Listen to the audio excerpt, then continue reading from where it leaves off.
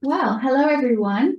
Welcome to a webinar. We haven't had a webinar for a little while, so we are running this webinar this week with Chris White.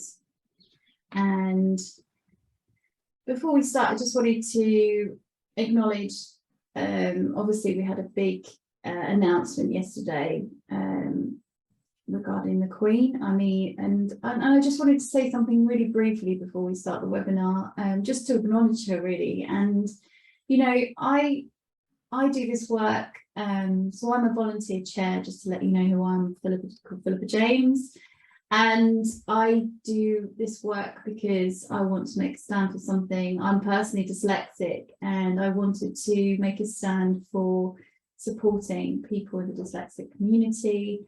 And that's what we do in the London Dyslexia Association.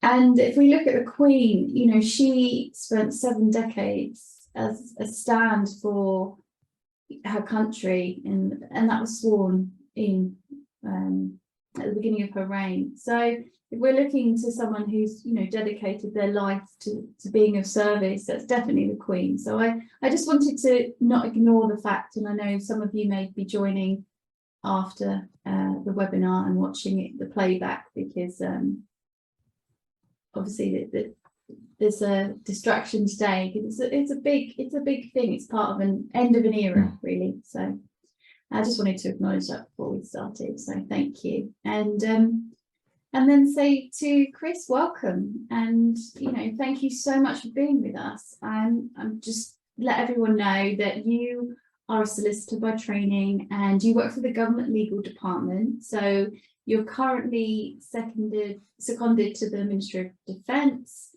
and you volunteer with South Westminster Legal Advice Centre, and you're also a trustee and supervising solicitor. Is that correct? There's a lot of things that you do, Chris. So I'm reading it because I couldn't remember everything by heart. It really sounds more grand than it is, but yeah.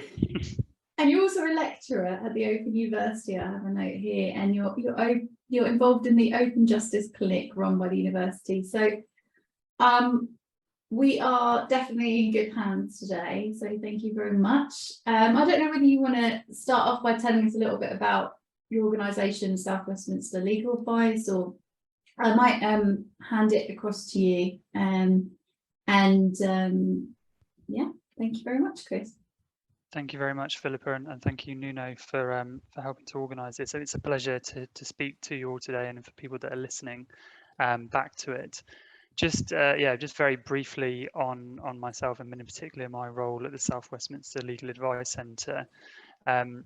We are a charity pro bono legal advice centre based in Westminster, and we kind of provide legal advice and support to members of the Westminster community across a range of issues.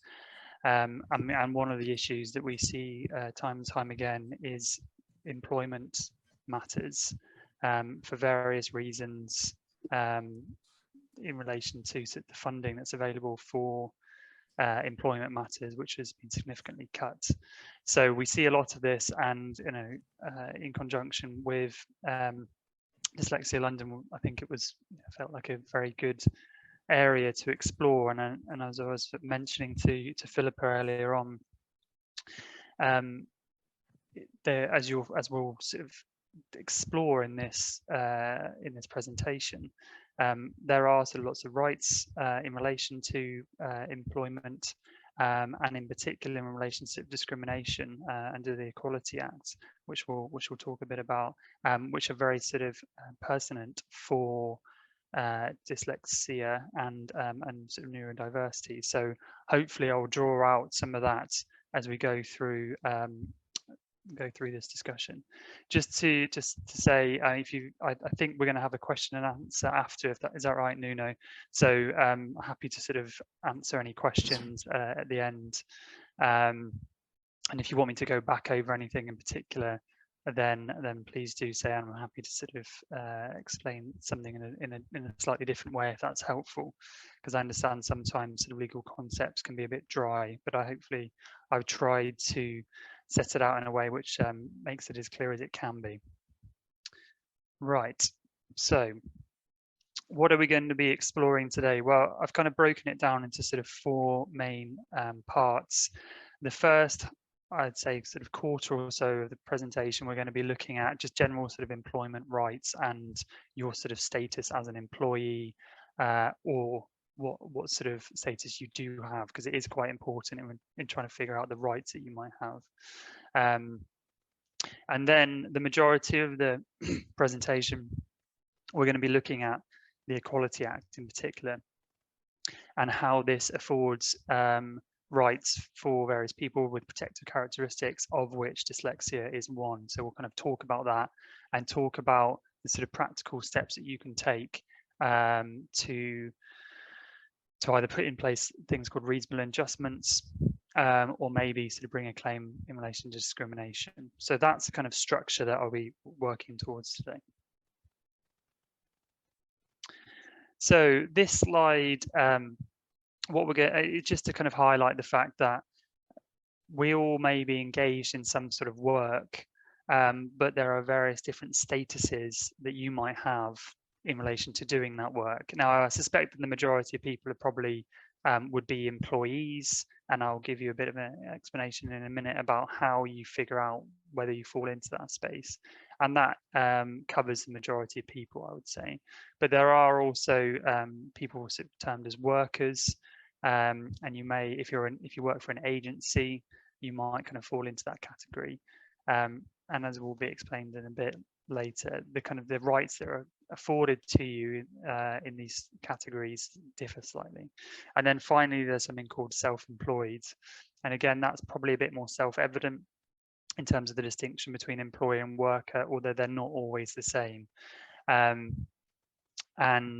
again, important just to kind of have an awareness of what position you might have, because it might affect the rights that you have.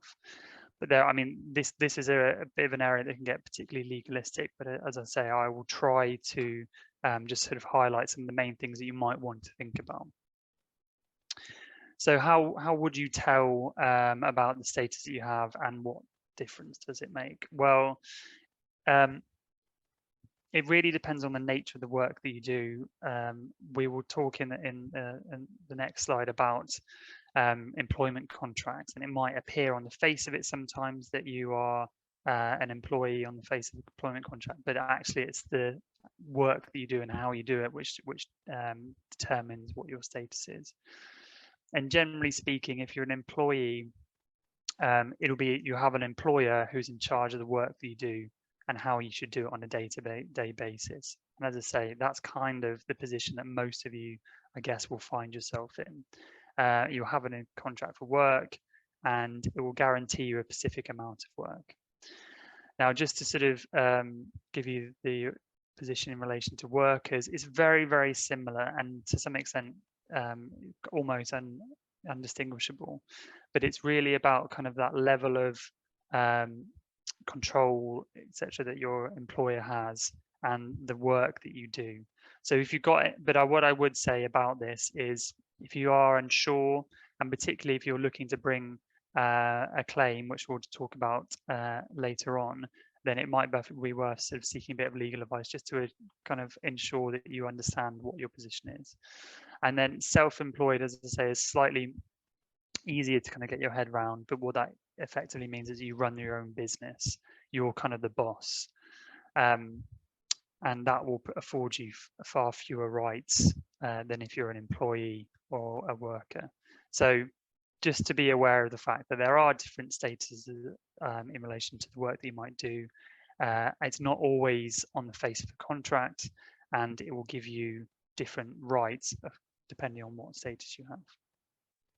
So what statutory rights might you have? Well, so just to kind of unpack that a little bit, statutory rights are things that are written down in law, so they apply to all employees, and these are kind of fundamental rights. So things like paid holidays, being paid the national minimum wage, the right to have a written statement of terms of employment, pay statements, right to maternity leave, paying compensation for being made redundant, and not to be unlawfully dismissed. Now, again, some of those rights kind of change if you're a worker, although they're largely the same. But if you're self-employed, you have far fewer rights. You have kind of a minimum package, which is things like health and safety, rights not to be discriminated against. You don't have things like rights to holiday, for instance. So that's just to highlight what the kind of statutory regime is. That's kind of the legal position that applies to all employees.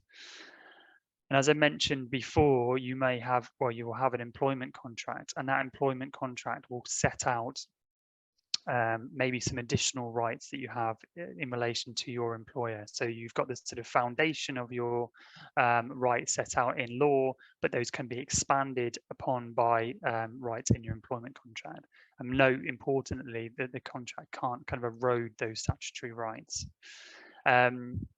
Just as also worth being aware that employment contracts can be both written and oral, and important to note that they can be broken both by your employer and potentially you as an employee. So just important to kind of understand what your obligations are in relation to employment contract, and also what your employers and obligations are, because if they're breaching them, then you're going to have to want to address that.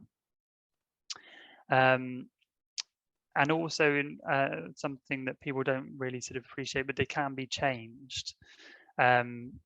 But if they are going to be changed, they have to be kind of between agreement with you and your employer. So just important to kind of understand that process, just in case your employer does try to kind of put in a unilateral amendment to your contract.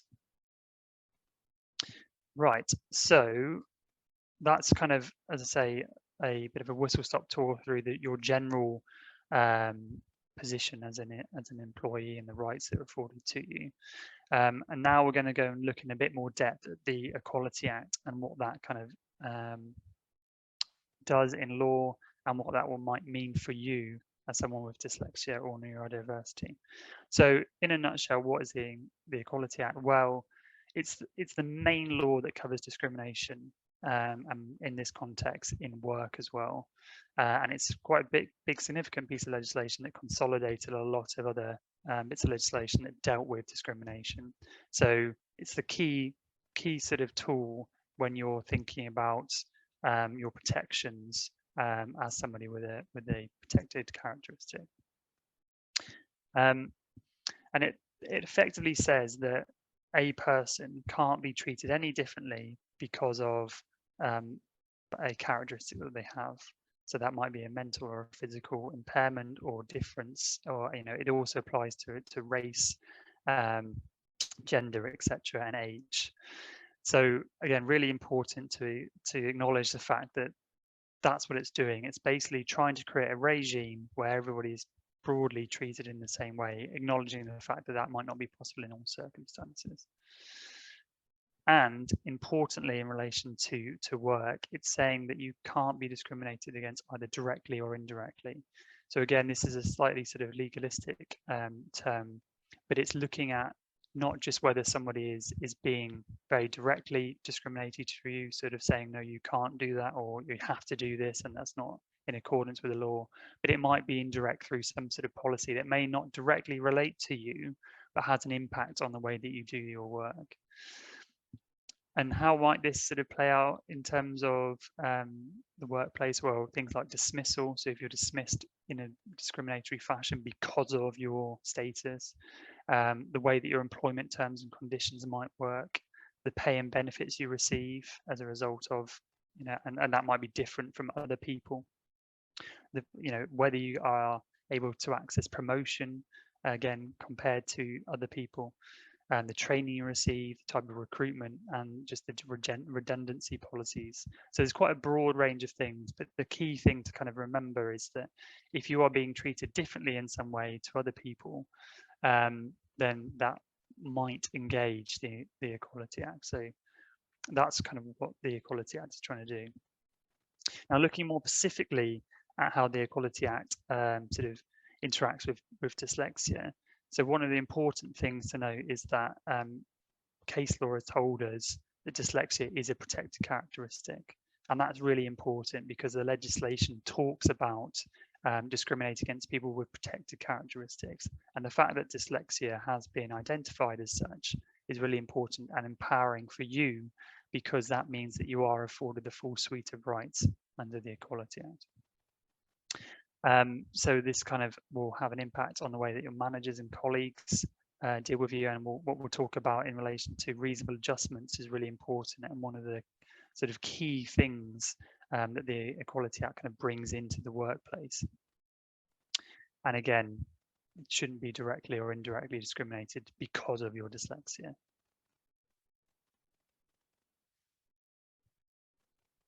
So just a bit broader than the kind of Equality Act. I mean, obviously there's no obligation to tell your employer about your dyslexia, but as we'll see, it might be helpful in the context of asking for reasonable adjustments.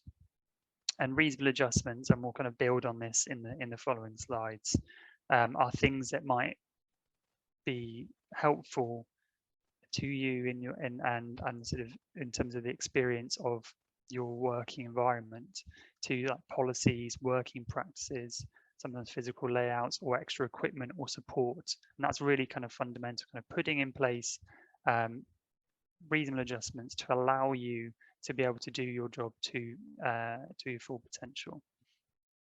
And that's obviously acknowledging the fact that maybe other people will have different needs, and that it's trying to kind of level the playing field a bit in that respect. And importantly as well, just in case your employer tries to kind of make you pay for such things, these aren't things that you as an employee should be paying for.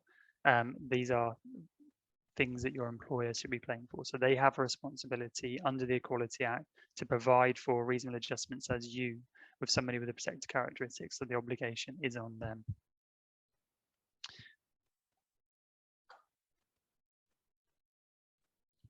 So how might you go about requesting reasonable adjustments?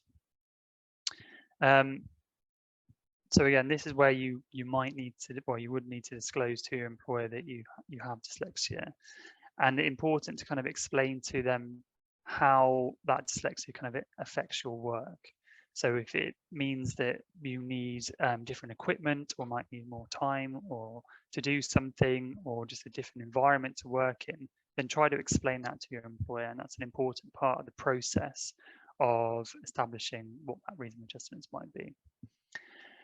There can be things called diagnostic assessments in relation to figuring out what a reasonable adjustment might be, but they are not obligatory.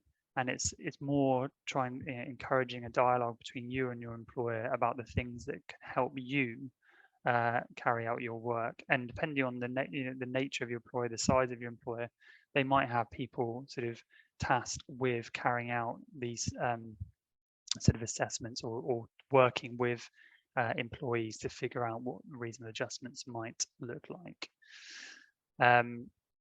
And as the slide suggests, it might be helpful if you have some suggestions about things that might be helpful to you. And that I suppose will depend on what you kind of understand might be useful, or you might speak to others who have similar reasonable adjustments.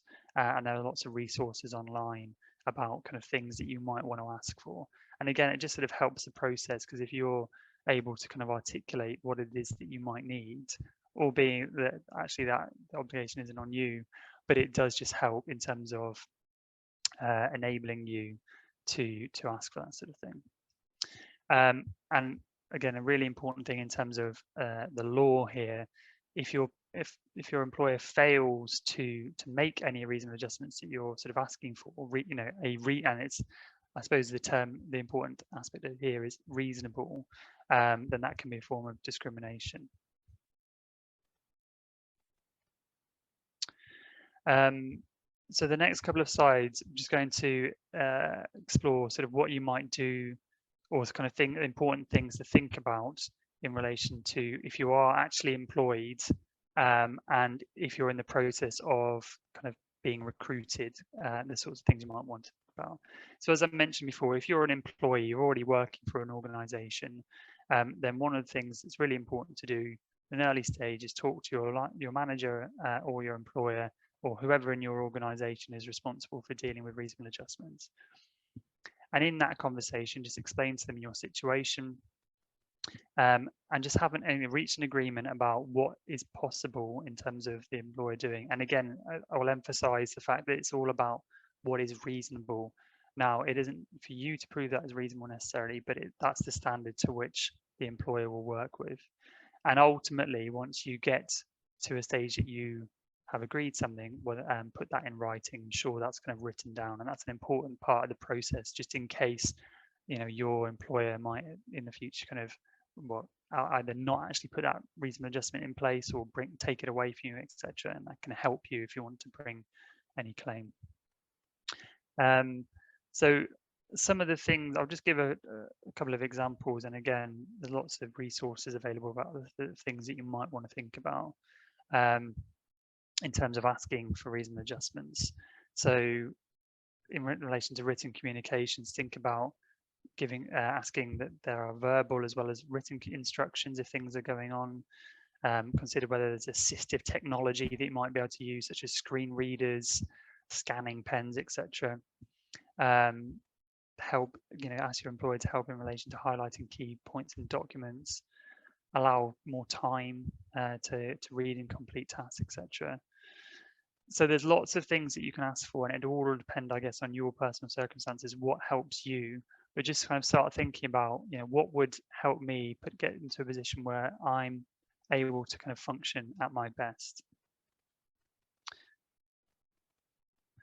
And there are sort of separate things you might want to think about if you're applying for a job. So just again, important to note, an employer should ask you in a job and as a job applicant whether you need any reasonable adjustments. So that should happen before any sort of recruitment process. And if if there are reasonable adjustments, again, it's the same sort of process as we've kind of discussed. Have a conversation with them about what you would find useful.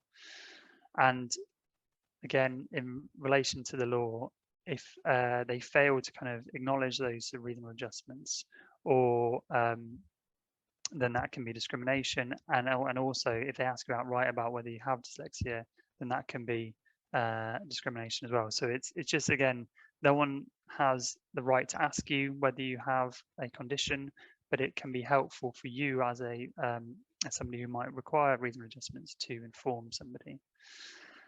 And the sort of things that employer might consider in relation to reasonable adjustments for the job application process. And it's important that if they know that you need reasonable adjustments, or you've told them you've got dyslexia, or they know or should or expected to know that you've got dyslexia, then again, it kind of passes on the burden to them. So just in those last two slides, just sort of thinking about practically how might you use the law to your advantage in the workplace to kind of access reasonable adjustments, which will help you sort of conduct your work in the way best possible. So reasonable adjustments is one of the kind of really useful tools in relation to the Equality Act that you might rely on. But there may obviously be circumstances where you feel like, either because of lack of reasonable adjustments or just any other behavior that you encounter in the workplace, that you're being discriminated against, and you're being discriminated against because of your protected characteristics, whether that be your dyslexia or indeed anything else. Now, this slide sort of highlights a possible sort of course of action. Now, I've kind of put them down as steps, but you might not necessarily want to do the initial steps, or you might not go all the way through, but it's just kind of a suggestion as a sort of a process to go through, which, if it did eventually get to an employment tribunal, will show that you've tried as hard as you can to kind of resolve this, and your employer is being difficult. So step one is kind of just having a discussion with your sort of line manager or HR about what's going on. They will kind of usually have a process depending on sort of the size of the company that you work for, but it's kind of just putting it on record that you feel that you're being discriminated against. Now, that's important, obviously, in relation to legislation, because there's lots of obligations on the employer having been notified this. So it kind of that is an important step. Depending on kind of where that gets to, if you feel like it actually no progress is being made, then think about making an informal complaint to your employer. So that's just maybe an email or a letter, just sort of highlighting, what you think you're being discriminated against, and why that why you feel that is discrimination. Doesn't need to be too complicated, but just again, kind of having an audit trail of the fact that you have tried to engage with the employer in relation to what's happened at work. The next step, having gone through those last two, or again, you might just jump into this first one, depending on sort of how you feel about what's been going on, but it's to raise a formal grievance. So within your sort of employment contract, there will be processes in place to kind of raise a formal grievance. And this is a much more sort of formal process, which triggers, again, sort of a HR process, which will kind of look at what you are saying in relation to discrimination. Now, if you feel like having gone through those 3 steps, or again, you might just feel just so aggrieved in relation to what's going on, well, you can then bring an employment tribunal claim, and we'll talk a bit about that in the next slide. So, as you can see from the slide, there are kind of 3 elements to an employment tribunal claim, and what I've tried to do is just sort of highlight some of the timescales on these, because they are quite strict in relation to the employment tribunal. So it's just kind of worth being aware of them. Now, the first sort of stage, or the first sort of aspect, is the discriminatory acts. Now, I appreciate that discriminatory acts aren't always just once and for all. They can be sometimes sort of over a course of time. But there will sort of be a point at which you can identify, well, that was a discrimination. Then you have sort of a limited period. So you've got 3 months less 1 day to start what's called ACAS, early reconciliation. And this is all about trying to find, or ACAS is an organization which is trying to sort of mediate between you and your employer about discrimination. Now, in terms of timescales, as I say, if the discrimination is continuing, then that timescale kind of continues as well. So it's not as if it just sort of stops. So again, it might be worth sort of seeking a bit of advice about, well, when was the actual discrimination, just to enable you to be a bit clearer about when you might need to do things. If ACAS reconciliation doesn't achieve anything, or sometimes you might just kind of decide that you want to skip that process, then you can go on to submit a claim form called an ET1. And again, there's lots of support and resources. I think Dyslexia London will have some of these, and also any legal advice centre you go to will be able to support you in that. But there is, again, a sort of another time frame after that. And if you don't go through the ACAS process, then you've got 3 months and 1 day to submit your claim. If you do go through the ACAS process, that kind of stops the clock. But once there's no agreement, then you've only got a month from that time to the claim form. Again, it can be a little bit complicated to figure out. So if you are in need out, then I would go and seek some legal advice on that.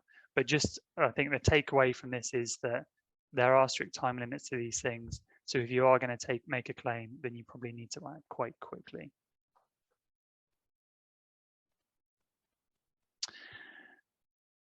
So if you are thinking about bringing a claim, or just generally if you kind of feel like you're being discriminated against, some of the things that you might want to think about doing are just sort of start compiling information which will help in any claim that you bring. And also, actually, before that as well, if you're going through the grievance process, or you're even in the informal setting in relation to complaining to an employer, it's always useful to kind of have some evidence to support what it is that you're saying.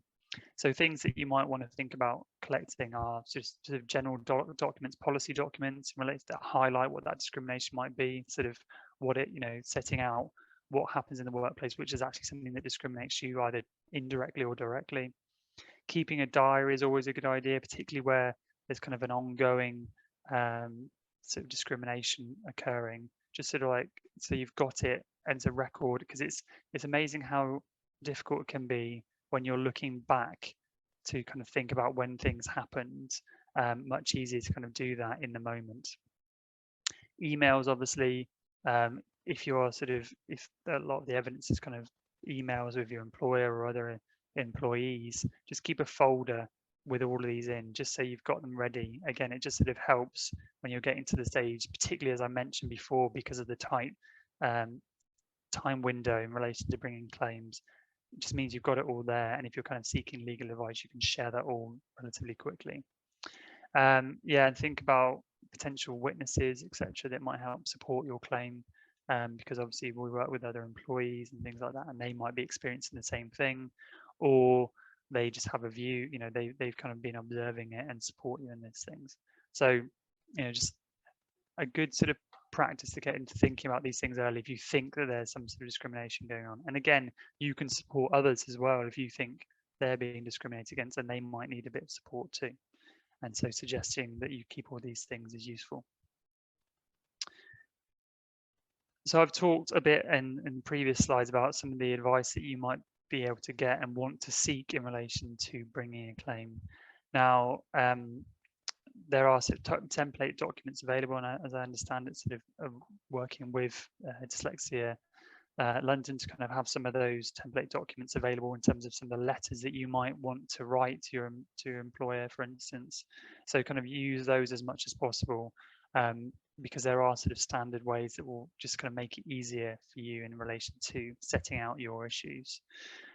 Seek legal advice if you can afford it. Obviously, solicitors are available, but there are lots of pro bono agencies, legal advice centres like South Westminster Legal Advice Centre, who are willing to help you, and you can use online searches and to find them. And an organisation called LawWorks is very important. It kind of has a directory of all the legal advice centres that you might be able to access, and Citizens Advice Bureau as well. They can be a really good source of advice, and just generally online resources. Just sort of googling, you know, these issues, discrimination.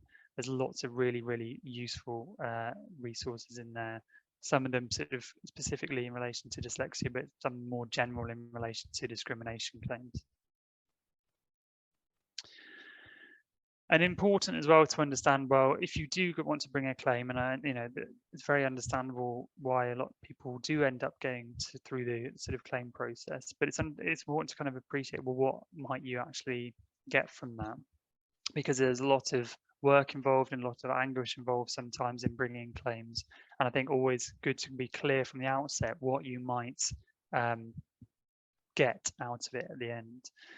So the first thing that may or may not be a driver for you bringing a claim, but you might get compensation.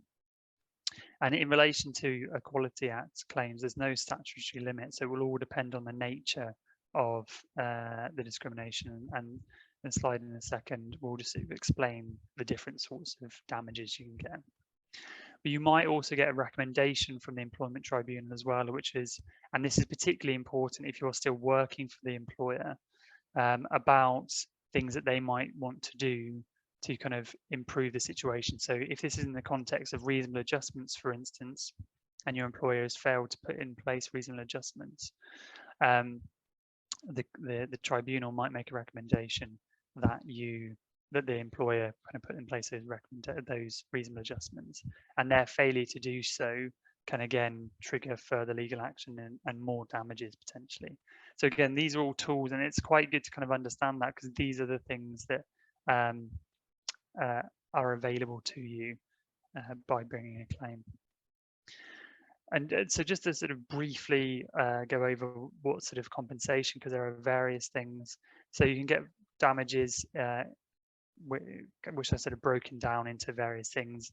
Sometimes in relation to maybe kind of the more direct impact of discrimination. So whether you couldn't go to work, for instance, as a result of something, or like if you've had to go and seek some sort of support. And then there's more the kind of the emotional distress that can be attached to to discriminatory acts in the workplace, and also sometimes what are called aggravated damages. So if your employer has been sort of so bad in their behaviour in relation to your condition, or the nature of the discrimination, then the tribunal can kind of put in place sort of what's called aggravated damages.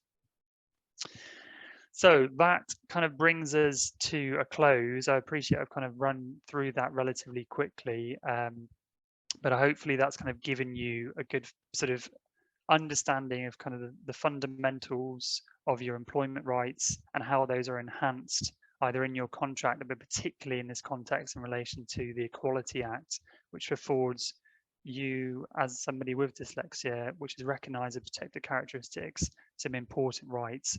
One in relation to reasonable adjustments, and those can be really, really useful in kind of making sure that your experience in the workplace enables you to do your job to your fullest.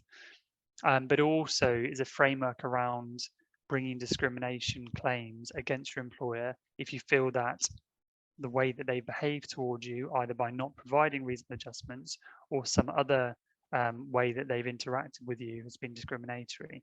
And there are steps that you can take to bring a claim, but also important to kind of acknowledge the fact that there are sort of lots of time limits on that, and that you might want to seek legal advice in relation to that.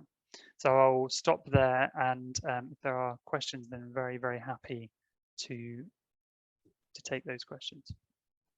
Thank you so much, Chris. Thank you for your time on that, and also the way you structured the slides was really, really great. Are we able to get a copy? Have we got a copy of the slides at all? Yes, no, I'll send those through to you. Yeah. Thank you so much, because it just made it a bit easier to understand, and it's really interesting actually.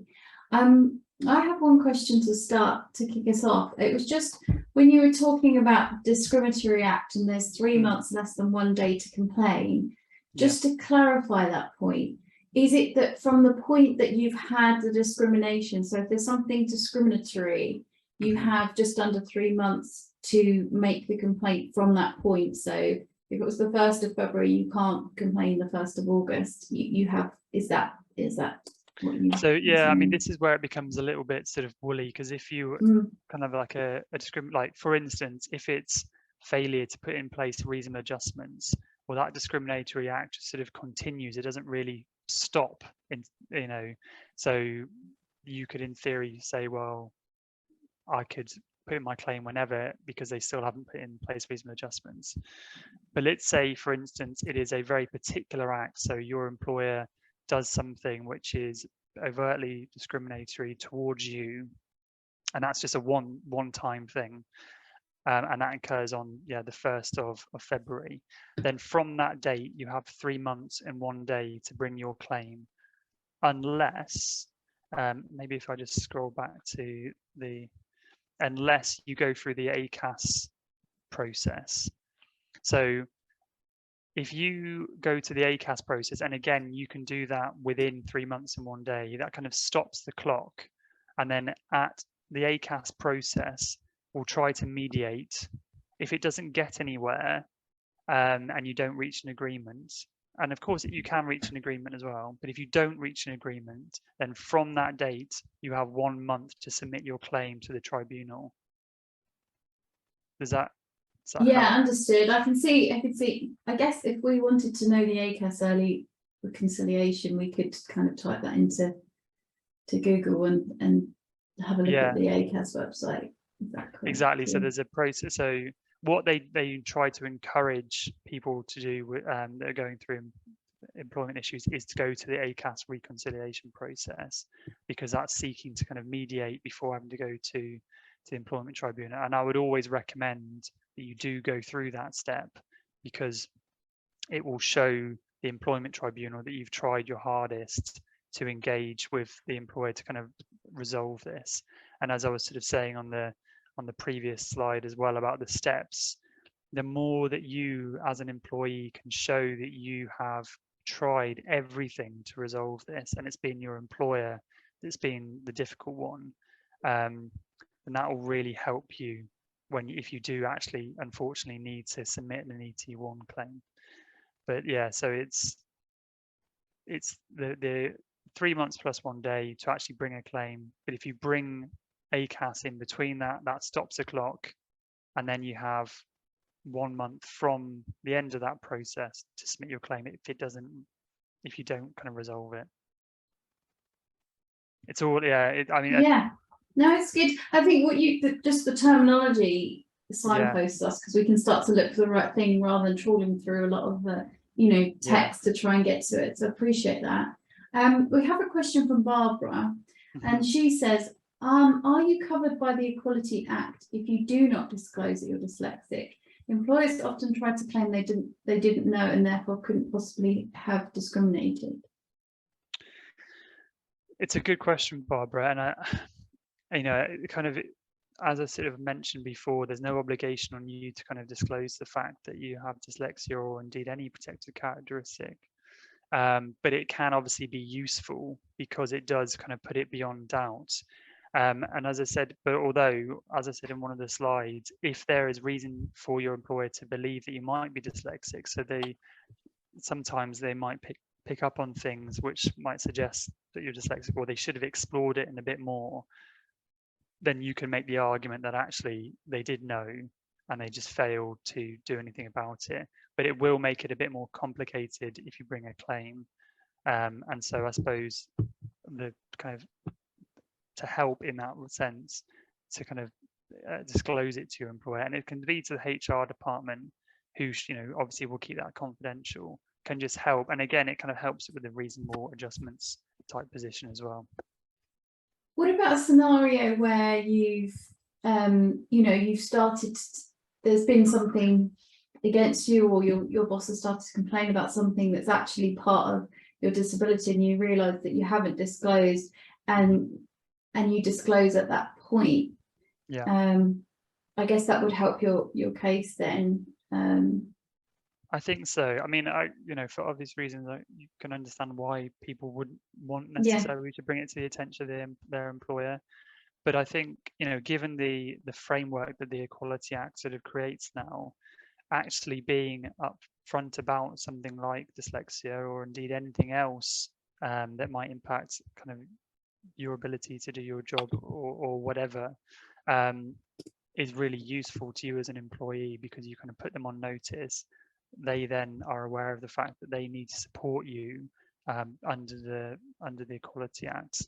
So it can be really helpful, I think, is the thing to say. But I obviously completely understand if you didn't want to do that, then there's no obligation on you to do that. And if there was discrimination by somebody as a result of your protected characteristics, that doesn't mean, just because you haven't told them, that they can't be discriminatory, because there's likely that they should have known or could have known if they explored properly.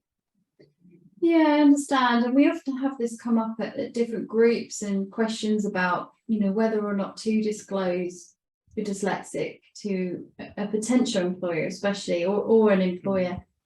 And potential employer, I mean, it's completely up to the person, and there's no way we can advise either way. But I would say sometimes, and there's circumstances as well, but sometimes, for myself, I wouldn't want to go into a job where I felt I couldn't disclose, definitely at this point in my life, because I wouldn't want to work somewhere where they do discriminate immediately in even the employment process. So yeah, that's something to just think about. It's not an advice from me. So I appreciate that. We do have some other, what have we got here? We've also got a question from Barbara. Does the Equality Act cover you if your employer is outside of the UK? That's a good question. I mean, it would depend on the sort of nature of your employment. So I don't know whether you're talking there, Barbara, about an employer who is entirely based outside the UK, and you're employed under their employment sort of contract in that other country, in which case it's unlikely that you would be protected in relation to that. But that's probably rare. The reality is that if you are working in the UK and subject to sort of UK employment law, then you are covered by the Employment Act. But it will very much depend on the nature. Just because you've got a foreign employer, but you're doesn't mean that you won't be protected by the Equality Act. It will really depend on where you're doing your work, and I suspect most people here will be working within the UK and therefore covered. Thank you. We've just got a couple more questions about this, and then I have seen your question, Maxine, which we will have a look at in a moment. So I think Barbara also pointed out a few things while she was speaking, actually. Just to let everyone know, Barbara used to work with us, so she's quite informed as well. Okay. And she said, employers and government agencies still try to state that dyslexia is not a protected characteristic. So this is an important take-home message from the webinar. Dyslexia is a protected characteristic. That's really a good point to highlight that. So thank you, Barbara. And thank you, Chris, for pointing that out. And also she mentioned that if she could make a suggestion to anyone in the process, I think the process of making a complaint, it becomes a massive burden to write everything down and read all the policies and procedures.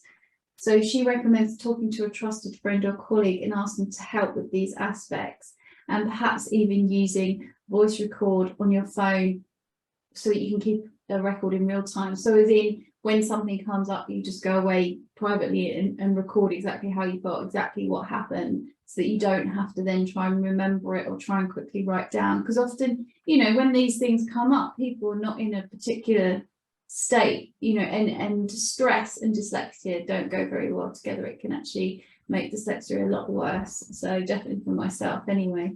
So so that's some really good points there. And a lot of people said thank you so much, Chris, for such a wonderful presentation there. It's very useful. We have another question here. What would the employee need to notice in order to know the employee might have dyslexia? This would be in a scenario that employee hasn't disclosed anything. So that's from Anna. Thank you. It's a good question, and it's sort of difficult to sort of pin down anything. I guess it will depend on the particular person, the particular circumstances. But obviously, you know, sort of HR within a workplace might be aware of certain things, you know, in terms of maybe issues that employees have had.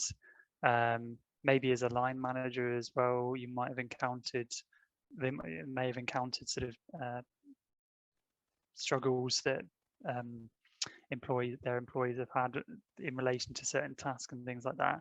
And I suppose one of the things which is kind of the knock-on effect is the more awareness that there is generally about dyslexia and how it sort of can impact people in the workplace, the more likely that people are going to, you know, have that burden to understand that people might be struggling with dyslexia.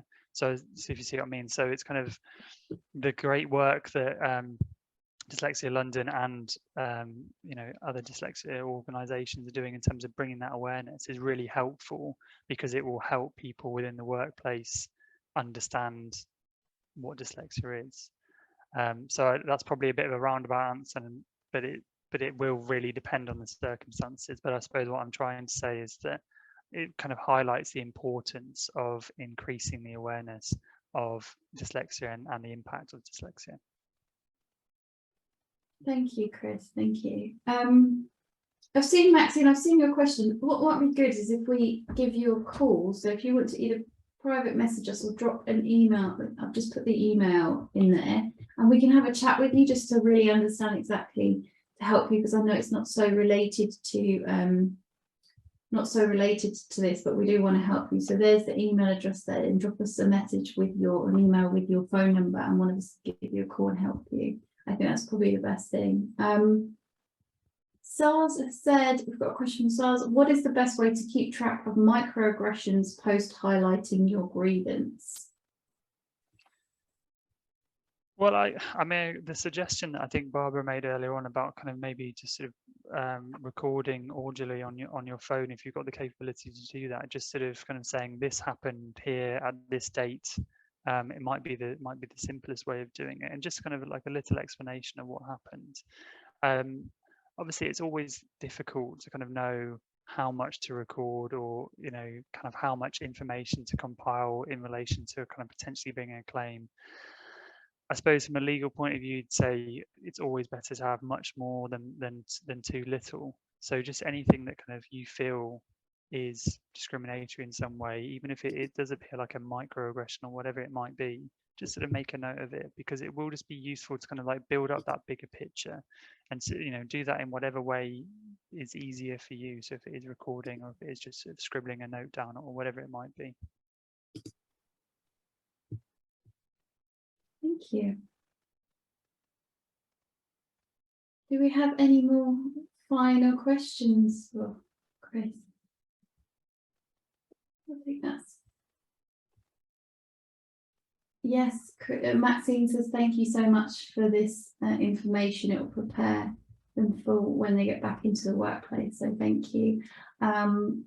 Really appreciate it, and really want to also acknowledge Nuno, who's actually made this webinar possible. He runs the day-to-day of the Dyslexia Association of London. He's on the screen there with his headset and messaging you all back, so thank you to Nuno.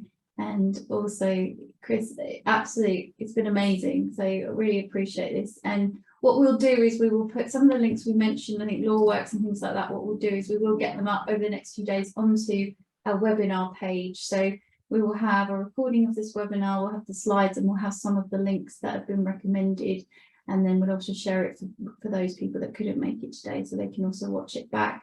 If you have any questions that you remember after the webinar's finished, then feel free to message us, email us, info@dyslexialondon.org, and we can answer your questions there. And I'm sure Chris won't mind if we get a couple of last questions if we contact you. I'm sort of volunteering you out. Thank you, Chris. Yeah, it's fine. So thank you everyone so much, and thanks. Have a good day.